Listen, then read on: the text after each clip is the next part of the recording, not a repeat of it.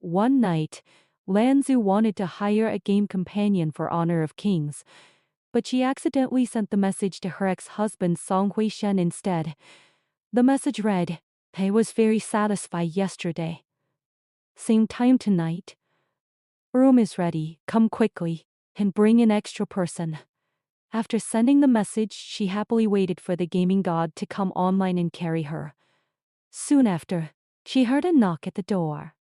She thought it was her food delivery, but when she opened the door it really was delivery. But it was her ex-husband Song Huishan in person.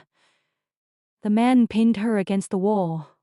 His voice low and seductive. "My skills are excellent now too. Want to give them a try?" Lan Zhu had broken up with Song Huishan a full year ago. The reason for the breakup was actually quite simple. He was just too boring. Work occupied 90% of his life, while she only took up a measly 10%. He was the real-life version of Xiu's An and Zhang Xiao Huo. Career always came first. What drove Lanzu even more crazy was his performance in bed, always the same position, lights off every time, never responding to her teasing, and even complaining that she talked too much during sex. Although his physical attributes were indeed impressive, the whole experience was dry and completely devoid of passion. After spending her birthday at his place one last time, she broke up with him. He stared at her and asked, "Are you serious?" She nodded and said yes. He only replied with one word, "Okay." No soft words, no begging, no asking why. Just an amicable separation. But the Song Huishan standing before her now was completely different from the ascetic, rigid cadre from a year ago. Before, he had looked unapproachable. Now, wearing a suit and gold-rimmed glasses, he had developed a seductive, slightly wicked charm. Lanzu wondered to herself, had this guy gone for some kind of training? Before she could think further, he tossed her onto the sofa. She tried to get up, but he leaned in close and sat down next to her, pulled her onto his lap with one swift motion. His warm breath brushed against the back of her neck, making her blush and her heart race. Lanza awkwardly explained that she had sent the message to the wrong person.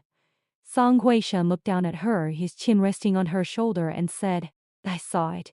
Looks like the person yesterday wasn't good enough. You even said to bring an extra person. Get back with me. You know what I'm capable of." Lanzu was stunned. Get back together, the way he was now. It wasn't entirely out of the question. After all, the whole reason they had started in the first place was because she had been attracted to his looks. Seeing her hesitate, Song Huishan pushed her down onto the sofa and leaned in closer and closer. She closed her eyes. He kissed her forehead, chin, cheeks setting fires everywhere. She became hazy and dazed. She had to admit his skills were much better now. He could get her into the mood in an instant. Just as the atmosphere in the room reached its peak, Lanzu's phone rang at the worst possible moment. The screen showed a message from the game companion sister. "Come quick, I brought my brother. His skills are even better, I guarantee you'll be satisfied." While drowning in Song Huishen's passionate kisses, Lanzu took a moment to reply. Something came up. "Come again tomorrow." She thought to herself, "I'm busy getting some action right now. Who cares about some stupid game?" She turned off her phone and was about to continue when she realized the man on top of her had stopped moving. Song Huishen was frowning, his hands loosening their grip. She tried to lean in and kiss him again, but he pressed a finger against her forehead and asked, "Who are you messaging? A gigolo? Or your boyfriend?" Suddenly slamming on the brakes like that. Lanza got angry too. She pushed him away and sat up, saying impatiently, "What's it to you? Are we doing this or not? If not, I've got things to do. People are waiting for me." Wei Shen let out a cold snort, got up, and walked straight into the bathroom. The sound of water splashing came from inside. Lanzu stood outside the bathroom door, wanting nothing more than to charge in and punch him twice. How infuriating. He got her all worked up and then just stopped. What was wrong with him? Suppressing her unfulfilled desires, she opened Honor of Kings and tried to win back the stars she had lost during the day. While playing, she discovered that the game companion was actually Song Huishen's younger cousin, named Song Nzhi. Song Nzhi, shouted brother into the phone. And Song Huishen grabbed the phone from her and yelled, Song Nzhi, you're doing this kind of work? The voice on the other end panicked. Brother, let me explain. You're finished. Song Huishen hung up with a loud snap. He tossed her phone onto the sofa, his expression terrifying. I never thought you were this kind of person, he said coldly. Lan Zhu was completely confused. What kind of person? He's only 20 years old. How could you do this?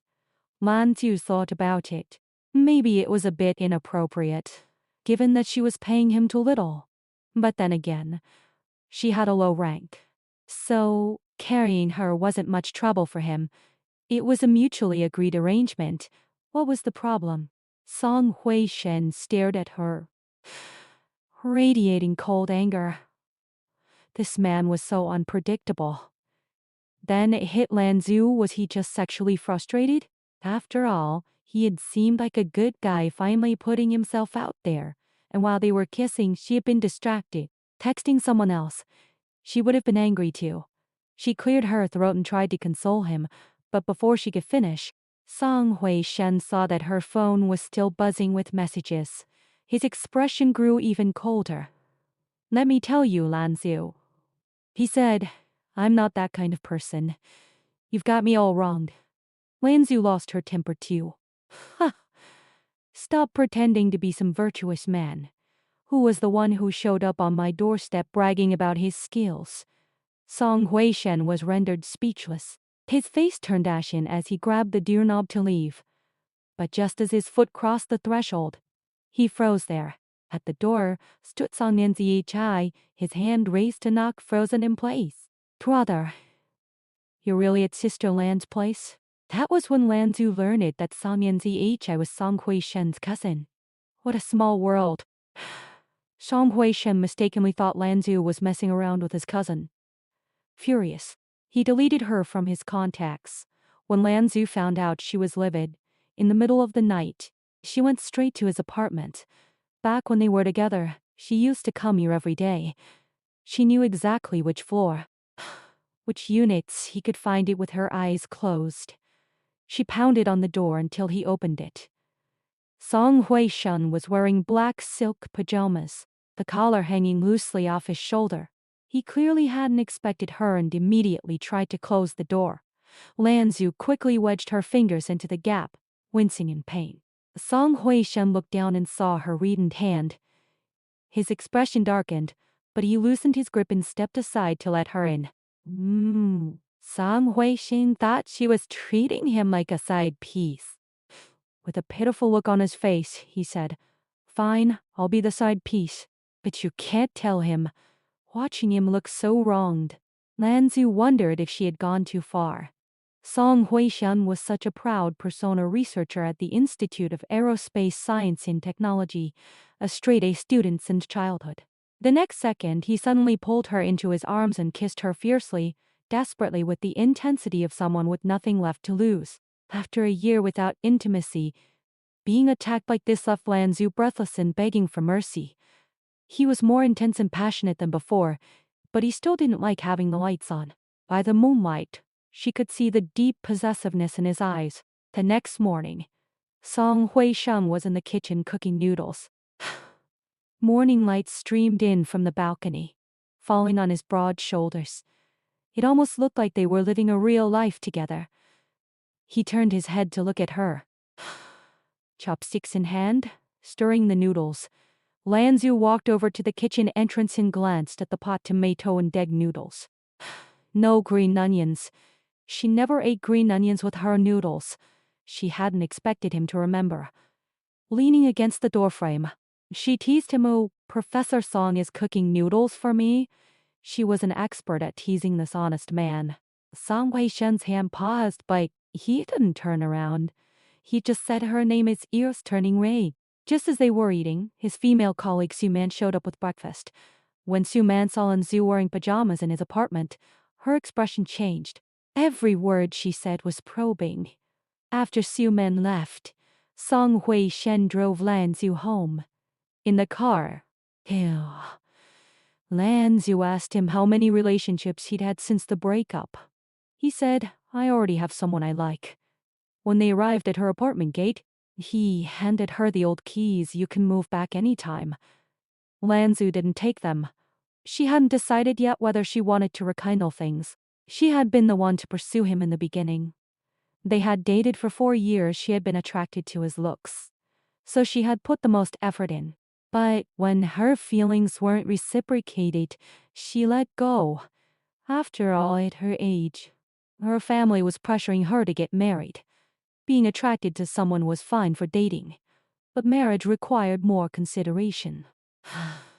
Lan Zhu's mother called and pressured her to go on a blind date with the department head.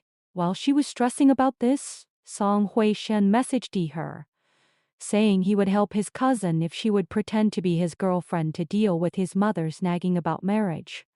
Lan Zhu reluctantly agreed. At dinner, Song Hui Shen's mother kept pushing them to get married, but he deflected. On the doctor back, Lan Zhu said this was the last time she would pretend to be his girlfriend. Song Hui Shen grabbed her hand and said, "I know I wasn't good before. I didn't spend enough time with you. Didn't know how to make you happy. But I've changed this past year. I learned to cook. I learned your preferences. Won't force you to get back with me. I just want you to give me a chance to pursue you." Right then, Lan Zhu's mother called to say the blind date was very interested in her and wanted to see her again. Song Hui Shen overheard. His face darkened, and he coldly said, "Get out of the car." They fell out again. Lan Zhu went to the research institute to find Song Hui Shen, but she was stopped by Xu Man. Xu Man showed her a photo. Song Hui Shen sitting in the lab, with Xu Man standing close beside him. Xu Man said that now she was the one by his side, and that what Song Hui Shen needed was someone who could stand shoulder to shoulder with him. Lan Zhu crouched outside the door and cried for a long time. Song Hui Shen messaged her asking if she wanted to have dinner. She replied, "Don't look for me anymore. We're not right for each other." Half a month later, Lan Zhu ran into Song Hui Shen and Xu Man sitting together at a coffee shop. She turned to leave, but he chased after her. He said he already knew that Xu Man had talked to her, and that there was nothing between him and Xu Man, he said. "Lan Zhu, it's my fault. They didn't know how to treat you well, and I always made you sad. I don't need what Xu Man is offering. Life isn't just about having common interests, it's about having the right person by my side. That's what makes me happy." "Lan Zhu, give me one more chance, please." Lan Zhu leaned into his arms and said, a little sulkily, that she would get back together with him. But he had to learn to communicate properly. No cold wars. No blocking her on WeChat. Song Hui Shen held her and said, "No more cold wars, no more blocking. Love takes up 10% of my life, but you are 100% of my love. You used to think that 10% of my free time wasn't enough. From now on, I'll spend more time with you, okay?" Lan Zhu said okay. The sunlight streamed through the coffee shop's glass door, warming them both. This time, both of them were learning to talk properly and to be together properly.